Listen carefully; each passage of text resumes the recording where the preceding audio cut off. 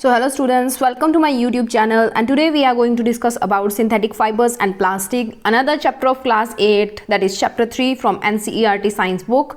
So बहुत ही interesting chapter है, धीरे धीरे करके 2 या 3 पार्ट्स के अंदर हम डिस्कस करेंगे। आपकी डे टू डे लाइफ के अंदर सिंथेटिक फाइबर्स और प्लास्टिक की भरमार है। आप जो कपड़े पहनते हो उसके अंदर काफ़ी सारे सिंथेटिक फाइबर्स होते हैं, ठीक है। तो हम 1 बाय 1 आपकी रियल लाइफ की एग्जाम्पल्स लेके चलेंगे। आप कॉटन के कपड़े पहनते हो, रेयन के पहनते हो, सिल्क के पहनते हो, तो काफ़ी सारा इंटरेस्टिंग होने वाला डे टू डे लाइफ के साथ देखेंगे। उसके बाद में ये कहाँ से आया, कैसे बना, अलग अलग तरह से देखेंगे। तो स्टार्ट करते हैं आज का chapter that is synthetic fibres and plastics.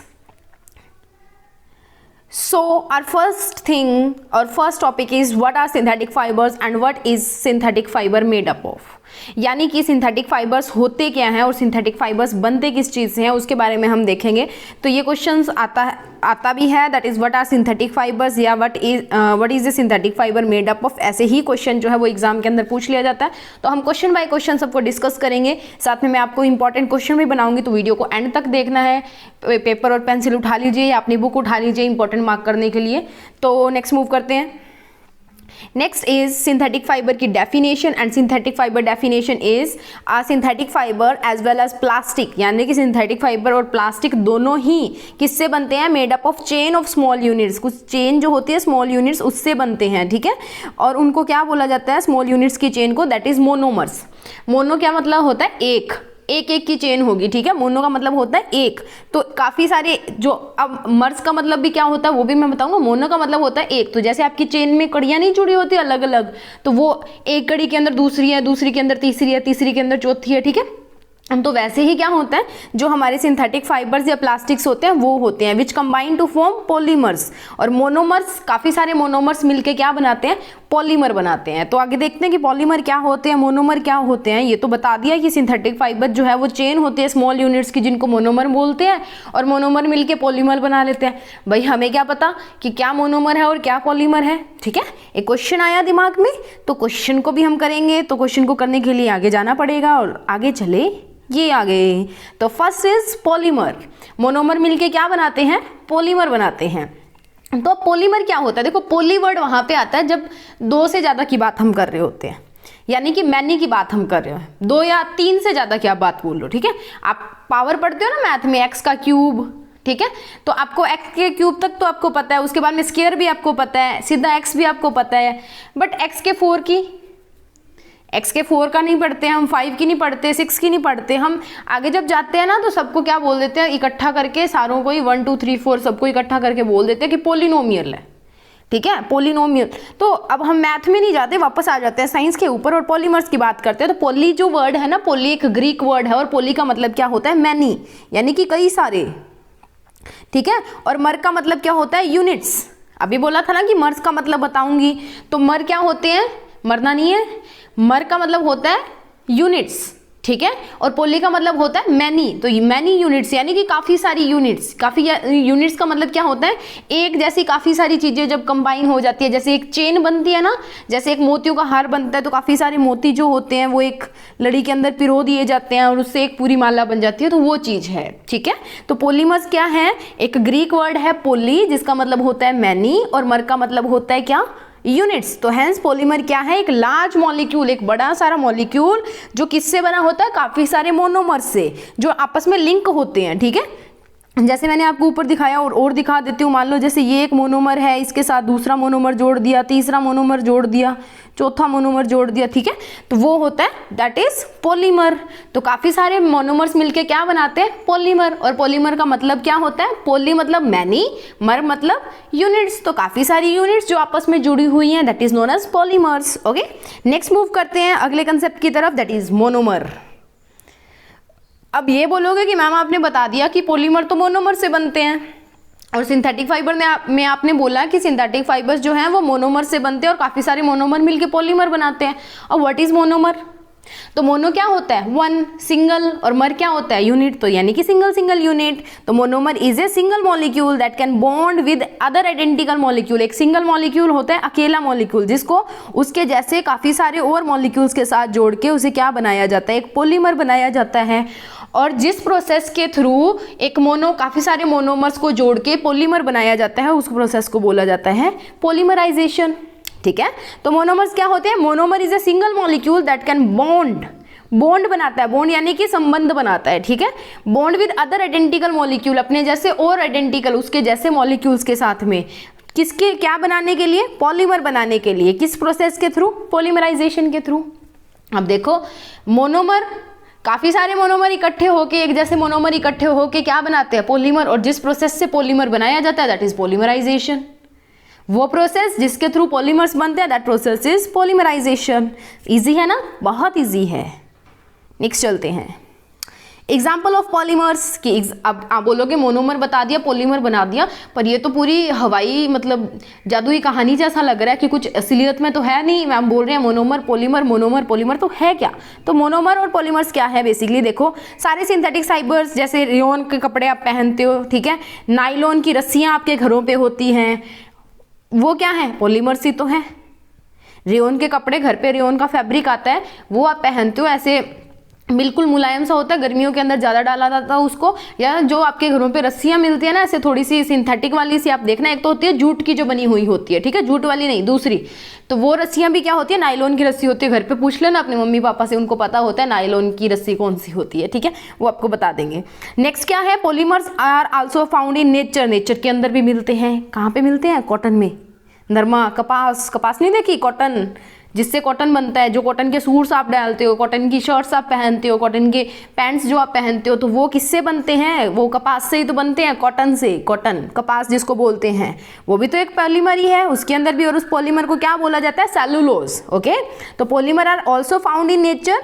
Cotton is a polymer called cellulose. Cotton भी एक पॉलीमर है, उसको क्या बोला जाता है? सेलुलोज बोला जाता है। Cellular is made up of single units, यानी कि सेलुलर काफी सारे मोनोमर्स से मिला हुआ है, जिनको क्या बोला जाता है? ग्लूकोज। अब आप ये बोलोगे ग्लूकोज डी तो आती है, ग्लूकोज डी तो हम पीते हैं, उससे तो हमें शक्ति मिलती है। गर्मियों के अंदर डिहाइड्रेशन वगैरह हो जाती है तो ग्लूकोज डी तो तब पीते हैं, ग्लूकोज तो उसमें काम आती है। नहीं, जो कपास होती है, जो कॉटन होता है, उसके अंदर भी क्या होते हैं? पॉलीमर्स होते हैं, और उस पॉलीमर को बोला जाता है सेलुलोज। और सेलुलोज जो है वो काफ़ी सारे मोनोमर से बना होता है, जिनका नाम क्या होता है? ग्लूकोज। ठीक है, तो ये वो वाला ग्लूकोज नहीं है, ग्लूकोन डी वाला, ये दूसरा ग्लूकोज है। Polymerisation reaction, wow. अब पॉलीमराइजेशन रिएक्शन क्या है? The process of linking small monomers together to form polymers is known as polymerisation. बताया था मैंने आपको पीछे भी कि काफ़ी सारे मोनोमर्स को आपस में लिंक करना, दैट इज नोन एज और मोनोमर्स को लिंक करके उनसे पॉलीमर बनाने का प्रोसेस है पॉलीमराइजेशन। ओके, तो ये तो पॉलीमराइजेशन तो हम कर देंगे, 2 मिनट में कर देंगे। ओके, नेक्स्ट ये आ गया आपका कॉटन। ये देखो ऐसा होता है कॉटन, घर पे कपास जिनके होती है ना, देखना वो ऐसी होती है। ओके, ये ऐसा कुछ नहीं होता, मतलब केमिकली वो ऐसा होता है, साइंस के थ्रू ऐसा दिखने में ऐसा कुछ नहीं होता है। Cotton fibre is mostly cellulose, cellulose होता है उसके अंदर, and cellulose is made up of chain of the sugar, sugar की जो चेन होती है उससे बनता है, और या glucose linked together in a certain way. ये आपने कुछ करना नहीं है इसमें से, ये जस्ट आपको दिखाने के लिए, आपकी बुक्स के अंदर भी इतनी सुंदर ही एक पिक्चर दी हुई है, उसको देख लेना। जो ग्लूकोज होता है उसके पीछे COOH, C6H12O6 उसका फॉर्मूला होता है, C6H12O6। ओके, ये तो घाला माला हो गया भाई, घाला माला हो गया, C6H12O6। ओके, सो ये हो गया हमारा काम, किसका? कॉटन का। तो ये आपने करना नहीं है, बस थोड़ा सा देख लो, इससे आपको कोई काम नहीं है, इसको छोड़ दो। उसके बाद में नेक्स्ट बात करते हैं, ओहो गिर गया, शीट गिर गई हमारी। Type of synthetic fibres. अब सिंथेटिक फाइबर्स मैंने आपको बताए, तो सिंथेटिक फाइबर्स के टाइप भी हम करेंगे। आप घरों पे पहनते हो ये चीज़ें, रेयन के कपड़े पहने जाते हैं, रेयन के सूट होंगे आपकी मम्मीज़ के, सिस्टर्स के, या काफ़ी जो बड़े होते हैं, रेयन की शर्ट्स भी आती हैं जेंट्स के अंदर। नायलॉन की रस्सियाँ बनती हैं, रस्सी होती है। पॉलिस्टर के भी पहले सूट आते थे, अपनी मम्मियों से पूछना, डालते होते थे। उसके बाद में है आर्कलिक। तो 4 तरह के सिंथेटिक फाइबर्स हैं। First is rayon, nylon, polyester and acrylic. अब इसको आप छोटे फॉर्म में याद कर सकते हो। आपने RNA DNA का नाम सुना है?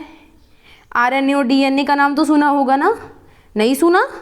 अरे RNA चलो सुन लेना, ह्यूमन बॉडी के अंदर पाए जाते हैं RNA और DNA। तो हमने उठाना है RNA, R से रेयन, N से नाइलॉन, A से आर्कलिक, और P बच गया, मेरा नाम ही ले लेना। ठीक है, आ जाओगे पूछे RNAP।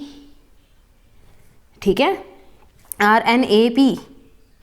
अब यहाँ पे हो गए हमारे types of synthetic fibres. Next move करते हैं। ओहो हो, ये क्या हो रहा है? Rayon is A versatile fibre. Rayon क्या होता है? एक वर्सेटाइल फाइबर होता है। Can imitate the feel and texture of silk. Silk की फाइबर बिल्कुल शाइनी सा सरफेस होता है, पर सिल्क नहीं होता, ठीक है। सिल्क थोड़ा सा ऐसे मतलब गर्मियों में डालने वाला नहीं है, थोड़ी सी जो एयर की क्रॉसिंग है वो नहीं हो पाती है उसमें से। बट जो रेयोन है ना, रेयोन एक वर्सेटाइल है। वर्सेटाइल मतलब चमक धमक वाला है, अच्छा सा बिल्कुल। और वो imitate the feel and texture of silk, silk के जैसा जैसा दिखाई देता है।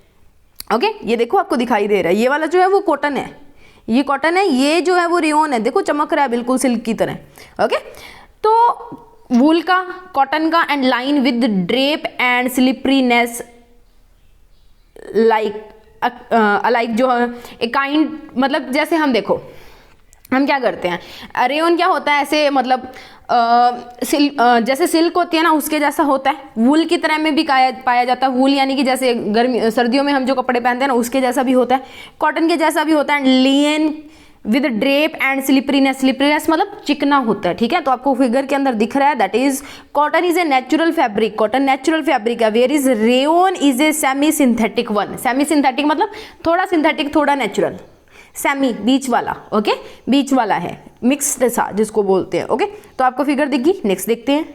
ओहो हो, अब ये बताओ कि रेयोन को आर्टिफिशियल सिल्क क्यों बोला जाता है? मैंने आपको बताया कि रेयोन जो है वो सिल्क के जैसा टेक्सचर देता है, आपको फीलिंग देता है कि आपने सिल्क का सूट डाला, चमकीला चमकीला होता है, बट होता वो रेयोन है। अब रेयोन को आर्टिफिशियल सिल्क क्यों बोला जाता है? एक चीज होती है नेचुरल, एक होती है आर्टिफिशियल। सिल्क है वो नेचुरल है उसका, आर्टिफिशियल यानी कि सिल्क के जैसा बनाने की कोशिश की गई है उसके अंदर कुछ चीजें ऐड करके। तो rayon resemble silk in appearance, texture and shine. क्यों बोला जाता है कि रेयोन का जो टेक्सचर होता है, उसका जो अपीयरेंस होती है यानी कि वो जैसे दिखता है, और उसका जो कलर होता है और उसकी जो शाइन होती है यानी कि जिस तरह का वो फैब्रिक होता है वो बिल्कुल सिल्क के जैसा होता है, hence it is known as artificial silk. अरे भाई देखो आर्टिफिशियल चीजें क्या होती हैं? जो नेचुरल की कॉपी करके बनाई जाती हैं। अब सिल्क है यानी कि आर्टिफिशियल सिल्क का मतलब क्या हो गया? जो सिल्क के जैसा दिखता है, जो सिल्क के जैसा है यानी कि सिल्क के जैसी शाइन है उसके अंदर, सिल्क के जैसी अपीयरेंस है उसके अंदर, उसका टेक्सचर जो है वो भी सिल्क के जैसा है। तो मतलब जिसके पास सिल्क के गुण हैं वो सिल्क जैसा है, तो वही तो आर्टिफिशियल सिल्क हुई ना। Silk fibre was discovered in China. ओहो हो, चाइना नहीं, चाइना का तो नाम ही आजकल, ठीक है, वांटेड की लिस्ट में चल रहा है। चाइना की चीज़ें इंडिया में तो बैन कर रहे हैं, टिकटॉक भी अनइंस्टॉल कर रहे हैं लोग, तो चाइना आ गया। चलो कोई बात नहीं, हमें तो बुक में दिया, पढ़ना पड़ेगा, पेपर में भी आ गया तो कोई ये थोड़ी देखेगा कि चाइना है, ठीक है। तो हम भी नहीं देखते, भूल जो चाइना को, कोई ना, कोरोना वायरस उसने दिया तो। चलो, silk fibre was discovered in China and made from silk worm. जो सिल्क के कीड़े होते हैं ना उससे बनाया जाता है। ये यहाँ पे भी इंडिया में भी थोड़े मिलते हैं, सिल्क के कीड़ों को पाला जाता है सिल्क बनाने के लिए, ठीक है, मिलते हैं यहाँ पे भी काफ़ी बार। It had a beautiful texture and was very costly. सच में ना सिल्क के सूट बड़े कॉस्टली होते हैं, इसीलिए मेरे पास एक भी नहीं है, मैं रेयोन और कॉटन तक ही लिमिटेड हूँ। सिल्क के सूट काफ़ी कॉस्टली होते हैं, 5-5, 6-6, 7-7 हज़ार में आते हैं, बहुत महंगी होती है। प्योर सिल्क तो 8-10 हज़ार में मिलती है। पूरा सूट तो मेरे पास नहीं है, हम नहीं डिस्कस करेंगे इसको, jealous. Okay, it had a beautiful texture and was very costly. Texture है, उसके बाद में कॉस्टली भी है। By the end of the 19th century, 19वीं शताब्दी के बाद में scientist manage to makes an artificial silk like fibre made by treating wood pulp chemically.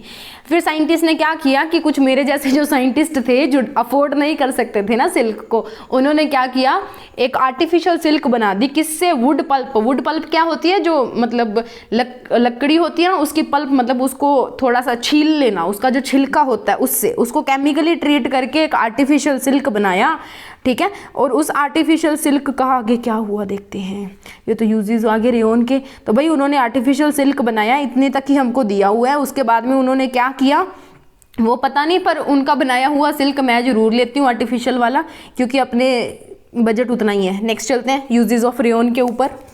So rayon क्या होता है? रेयोन अभी आपको बताया कि मैन मेड फाइबर है। आर्टिफिशियल चीज़ें वो चीज़ें होती है जो मैन बनाता है। सिल्क कहाँ से मिलता है? सिल्क वॉर्म से मिलता है। Silk is a natural thing. Silk क्या है? नेचुरल थिंग है। किससे मिलती है? सिल्क वॉर्म से मिलती है। अरे भाई ये पूरा नहीं आ रहा, silk worm.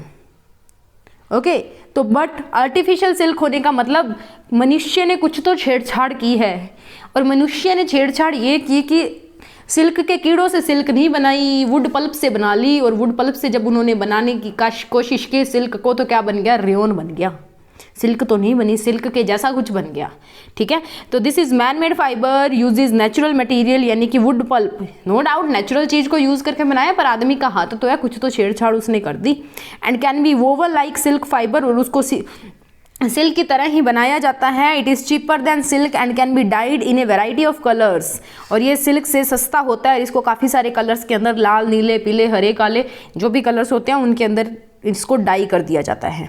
It can be क्या करता है, मेक एप्रल्स लाइक सूट बनाए जा सकते हैं, स्लैक्स बनाए जा सकते हैं, जैकेट्स बनाई जाती हैं। इसके अलावा ऑटोमोबाइल टायर के कोड्स बनाए जाते हैं बिकॉज ऑफ इट्स स्ट्रेंथ, क्योंकि वो स्ट्रेंथ ज़्यादा होती है ना, इसके अंदर शक्ति ज़्यादा होती है, इजीली टूटता नहीं है। ठीक है, तो mix with cotton to make bed sheet and bed spreads. Cotton के अंदर आती है ना एक मिक्स फैब्रिक आता है, आपको बोलते हैं ना कि ये तो बेड शीट मिक्स की है, तो मिक्स के अंदर रेयन मिक्स कर दिया जाता है बेड शीट्स बनाने के लिए और बेड स्प्रेड्स बनाने के लिए। उसके बाद में यूज़ किया जाता है कि wool mix with wool to make carpets and blankets. Blankets के साथ भी अब सीधी ऊन से बनाओगे तो वो तो और मतलब फील नहीं आएगी। तो जो आपके कंबल्स होते हैं ना उनके अंदर भी रेयन डाला जाता है। सर्दियों में आप जो कंबल ओढ़ते हो ना उनके अंदर भी रेयन होता है, वूल के साथ मिक्स करके डाला जाता है। कारपेट जो घरों में आपके क्या बोलते हैं उसको, अलादीन उस पे उड़ता था ना कारपेट पे, क्या नाम होता था उसका, आई डोंट नो। कारपेट जो बिछाए जाते हैं फर्श पे, उसको मेरे को हिंदी में याद नहीं है, उनको क्या बोलते हैं, आई डोंट नो। ठीक है, it is use to make home furnishing such as curtains and table cloths. Curtains बनाए जाते हैं, आपके जो घरों पे कर्टन पर्दे लगे होते हैं वो बनाए जाते हैं, और टेबल क्लॉथ्स जो होते हैं मतलब टेबल के ऊपर आप जो बिछोना बिछाते हो वो भी उसका रेयन का बनाया जाता है। ठीक है, तो बेसिक चीज़ आपको बताऊँ याद करने का, रेयन के सूट बनते हैं, रेयन के जो है वो वूल के साथ मिक्स करके कंबल भी बनाए जाते हैं। अपने अपने से रिलेटेड चीज़ रखो ना, कारपेट बनाए जाते हैं, पर्दे बनाए जाते हैं घर के, और बेड जो क्या बोलते हैं टेबल क्लॉथ्स है वो बनाए जाते हैं। बाकी कुछ याद रहे ना रहे, ऑटोमोबाइल टायर पे आपने जाना है या मत, नहीं जाना, जाना तो जाओ, लिख दिया मैंने, लिख लेना, नहीं जाना तो मत जाओ। ओहो हो। अगला आ गया नायलॉन। नायलॉन की भी रस्सियाँ होती है, सबके घर में होती हैं, घर पे जाके पूछ लेना मम्मियों से, वो आपको दिखा देंगे कि नायलॉन की रस्सी कैसी होती है, नहीं तो कल मैं ही दिखा दूंगी आपको अगर मेरे को मिली तो। ठीक है, तो nylon is the first synthetic fibre to be prepared without using natural raw material. ये पहला सिंथेटिक फाइबर है जिसके अंदर नेचुरल रॉ मटेरियल यूज़ नहीं किया गया। रेयन के अंदर wood pulp natural raw material use किया था। रॉ मटेरियल मतलब कच्चा माल जिसको बनाने के लिए, ठीक है, चाहिए होता है। तो इसके ये पहला सिंथेटिक फाइबर था जिसमें कच्चा माल जो था वो नेचुरल नहीं था, प्राकृतिक नहीं था, केमिकल था। अब केमिकल कैसा था देखो, natural raw material produce by plants and animal, ये तो इन्होंने यूज़ किया ही नहीं। तो इन्होंने क्या किया था वो देखते हैं। विच properties of nylon make nylon suitable for.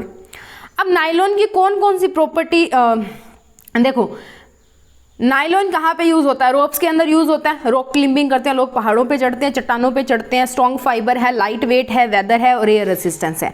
देखो हमने वो प्रॉपर्टीज डिस्कस करनी है जो इनको किस एप्लीकेबल बनाती है, सूटेबल बनाती है, किसके लिए, रॉक क्लिम्बिंग के लिए। अब भाई चट्टान पे चढ़ना है तो रस्सी क्या होनी चाहिए, स्ट्रॉन्ग होनी चाहिए, तो स्ट्रॉन्ग फाइबर होना चाहिए, लाइट वेट होनी चाहिए, हल्की होनी चाहिए, ये ना हो कि रस्सी आपने जो चट्टान पे फेंकी है वो चट्टान को लेके गिर जाए।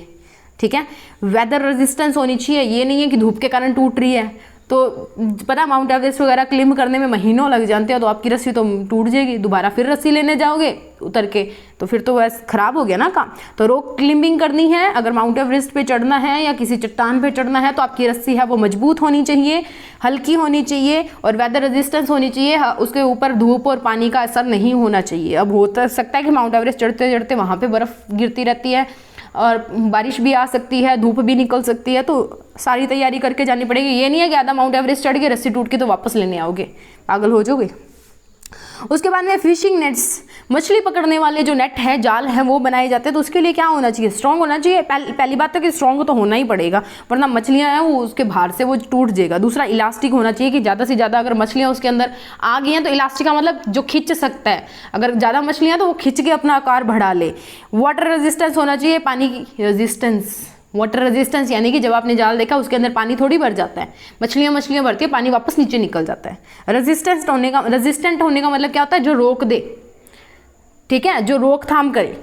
नेक्स्ट है कि टेंट्स बनाने में कैसे यूज किया जाता है। टेंट देखे आपने, जो तंबू लगाए जाते हैं आर्मी वगैरह के लगते हैं तो ऐसे ही लगते हैं, तो वो जो लगाए जाते हैं तो उसमें क्या होना चाहिए, पहली बात तो ये कि स्ट्रॉन्ग होने चाहिए, लाइट होने चाहिए, ओके और पानी को ज़्यादा एब्जॉर्ब नहीं करने चाहिए, नहीं तो आपका जो टेंट है वो लीक कर देगा। रात को बारिश अगर आ गई तो टेंट के अंदर से बूंदें टपकेंगी आपके सिर के ऊपर।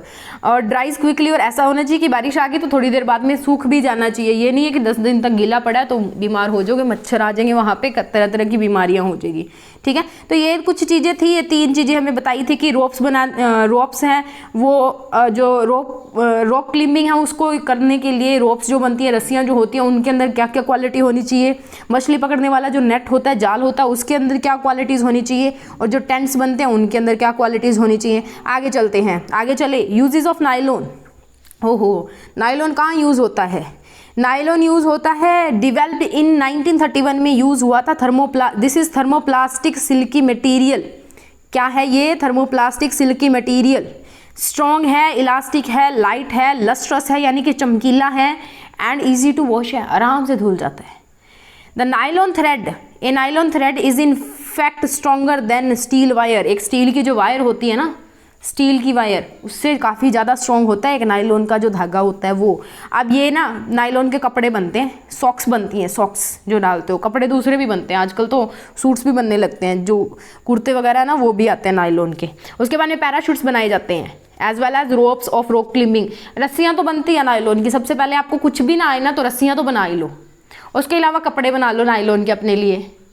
उसके बाद में पैराशूट, वो कपड़े पहन के हिल स्टेशन पे चले जाओ, पैराशूट में बैठ के उड़ जाओ, ठीक है। मेक रोप्स, टूथब्रश, ब्रश करके जाओगे नहीं तो बदबू आएगी मुंह में से, तो टूथब्रश के जो बाल होते हैं ना वो भी नायलॉन के ही बनते हैं, वो तो किसी और चीज़ के नहीं बनते। चलो हमें क्या लेना, टूथ ब्रशेस भी बनते हैं, कार की जो सीट बेल्ट होती है वो भी इसी से बनती है, टेंट भी बनते हैं, कर्टेन भी बनते हैं, स्लीपिंग बैग्स भी बनते हैं, नायलॉन के बनते हैं, ठीक है। तो ये काफ़ी सारी चीज़ें बनती हैं। अब याद ना रहे तो आपने क्या करना है, कपड़े बनाने हैं नायलॉन के, फिर हिल स्टेशन जाना है, वहाँ से पैराशूट में उड़ना है, और साथ में हिल स्टेशन पे जो पहाड़ियाँ होंगी वहाँ पे रोप क्लाइंबिंग करनी है, यानी कि आपने रोप्स बनानी है, रोप क्लाइंबिंग करोगे तो 3 चीज़ें तो याद होगी भी। नायलॉन के कपड़े पहन के हिल स्टेशन पे गए, वहाँ पे पैराशूट में बैठे थे और वो पैराशूट में आपको अच्छा नहीं लगा तो आपने अपनी रस्सी उठाई और रॉक क्लाइंबिंग करने चले गए, हो गया। 3-4 याद हो गए, ख़त्म। चलो आगे चलते हैं। ओहो हो, गिर गया, थैंक यू। यूर आ गया भाई, गलत लिख दिया मैडम ने, यू है भाई यू, हम यूर को मिटा देंगे, ऐसे कैसे गलत लिख देंगे। सो आज के लिए इतना ही। नेक्स्ट जो अपने हैं 2 और बच चुके हैं, दैट इज़ पॉलिस्टर एंड आर्क्लिक, वो पढ़ेंगे नेक्स्ट वीडियो के अंदर। तो तब तक इनके साथ आप जो करना चाहते हैं वो करिए, इनको पढ़िए, घर पे जाके मम्मियों से पूछिए, ये चीज़ें निकालिए, रियोन के कपड़े देखिए, ये नायलॉन की रस्सियाँ देखिए, ज़्यादा से ज़्यादा अपनी नॉलेज को बढ़ाइए लॉकडाउन के अंदर। और तो आप कर नहीं सकते कुछ, तो बैठे रहिए, इसको देखते रहिए। अगर अच्छा लगे तो लाइक एंड सब्सक्राइब करिए।